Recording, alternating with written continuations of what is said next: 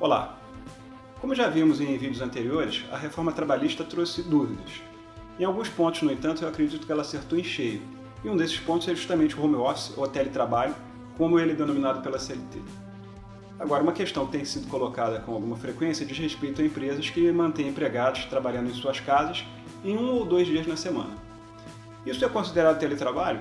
Nesse vídeo nós vamos falar sobre esse tema e também vamos ver como o teletrabalho foi disciplinado pela reforma trabalhista.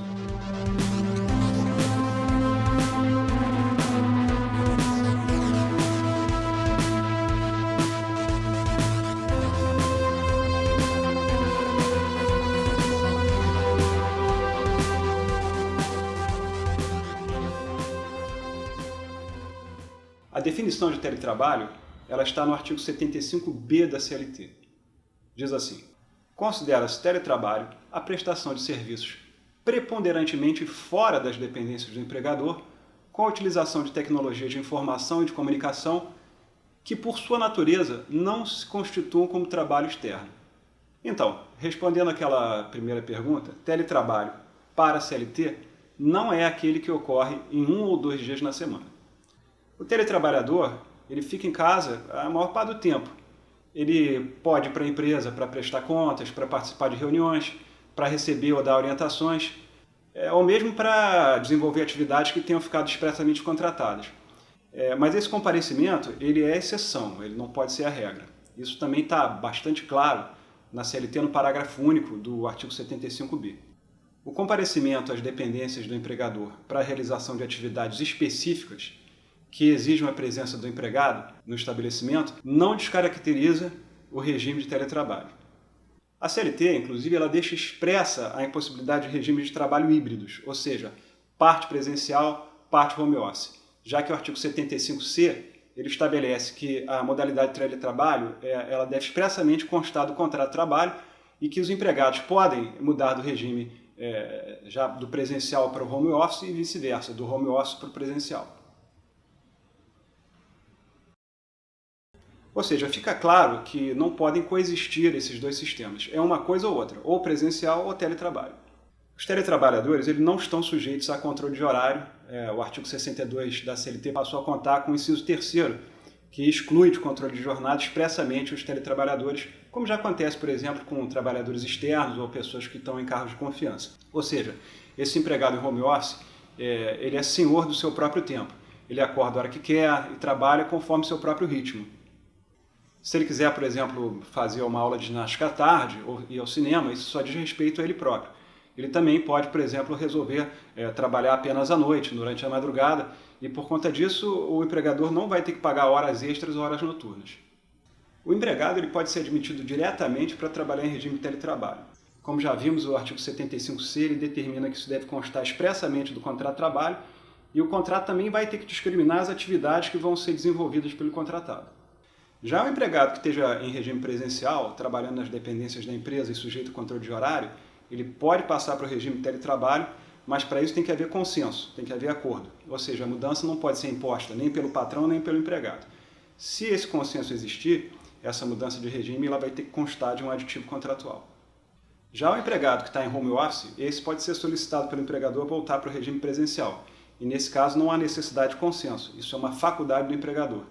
Também tem que haver, nesse caso, registro da mudança de regime em aditivo contratual. Agora, esse empregado que está em home office e é solicitado a voltar ao regime presencial, ele tem garantido por lei um prazo mínimo de 15 dias para se adaptar a essa mudança. Isso é necessário para que esse trabalhador que não estava sujeito a um horário contratual, eventualmente tendo compromissos na vida dele, como por exemplo faculdade, algum curso, que ele possa se adaptar. Então vejam, 15 dias é o prazo mínimo que a lei prevê para que isso ocorra. Agora, se são compromissos difíceis de serem remanejados, aí é importante que haja uma conversa com o empregador e que prevaleça o bom senso que se possa eventualmente elastecer esse prazo. Vamos ver uma hipótese ideal, talhada para o home office.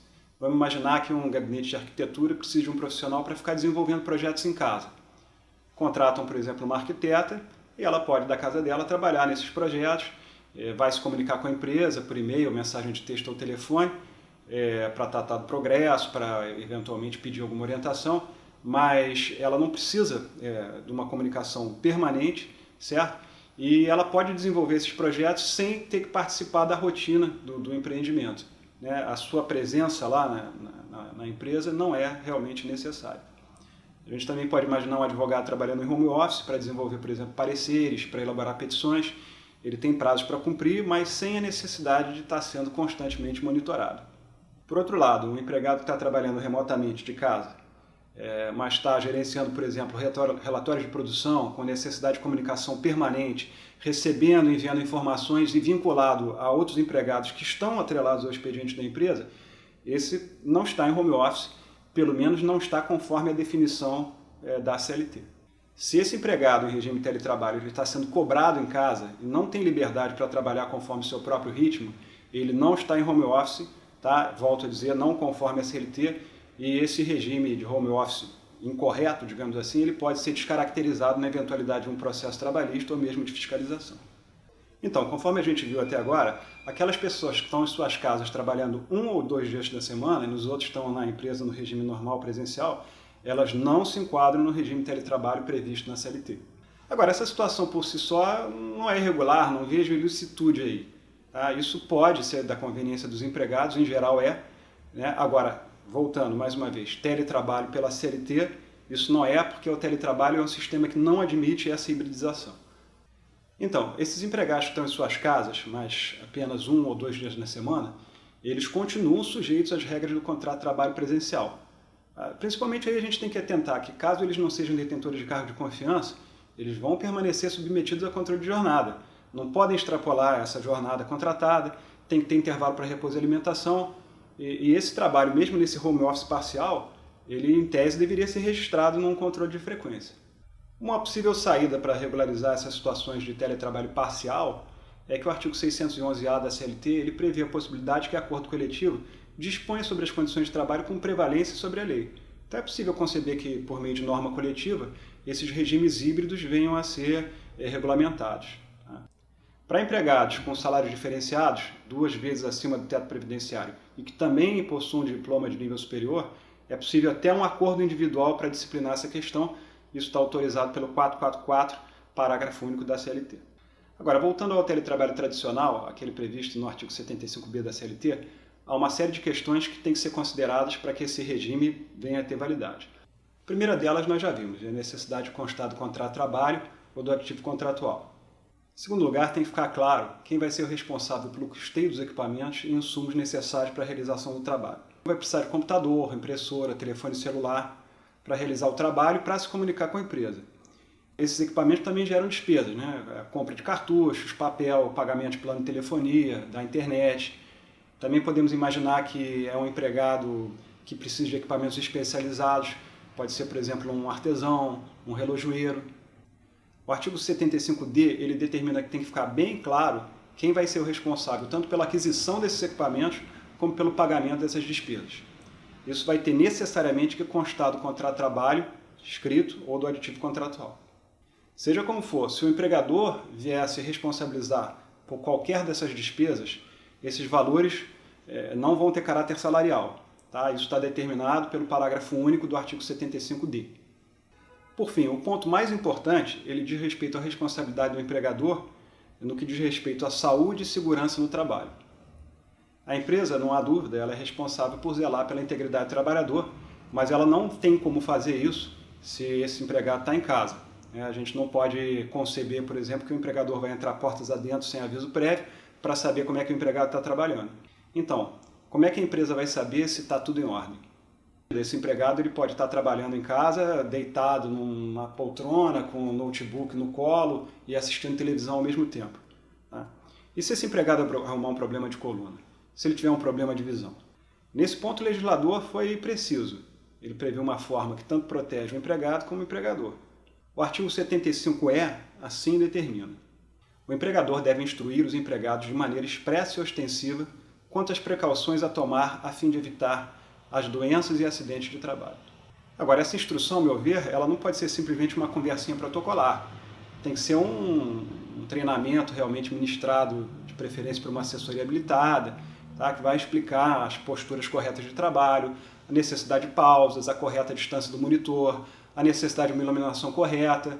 Melhor ainda, se for possível, com a concordância do empregado, é claro, verificar as condições de trabalho no local, na residência. Por quê? Porque nessa vistoria pode-se, por exemplo, verificar uma deficiência qualquer, uma cadeira que não está adequada, um monitor incorreto, e a empresa até poderá subsidiar a compra de novos equipamentos para sanar esses problemas. Bom, depois disso, o empregado ele necessariamente deve assinar um termo de responsabilidade, onde ele se compromete a seguir todas as orientações recebidas. Aqui, então, o legislador ele partiu da premissa que esse empregado que trabalha em home office, ele tem responsabilidade para cuidar de si mesmo, desde que devidamente instruído. Bem, esses são os pontos principais relacionados ao teletrabalho, e, como eu disse, eu entendo que aqui é um ponto que a reforma trabalhista foi bastante feliz e permitiu a regularização de uma realidade social que já existia. Há vozes que veem o teletrabalho como mais um instrumento de precarização do trabalho, e por esse motivo, assim como em diversos outros temas que são relacionados à reforma, só o tempo e os tribunais é que vão nos dizer se essa novidade vai se firmar.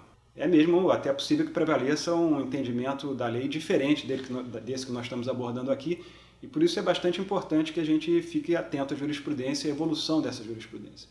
Eu agradeço pela audiência e espero que possamos estar em breve juntos novamente tratando de outros temas relacionados ao direito do trabalho. Eu sou o Rodrigo Tostes Malta e essa é uma parceria Cindy Lojas Rio e Tostes Malta Advogados Associados. Muito obrigado.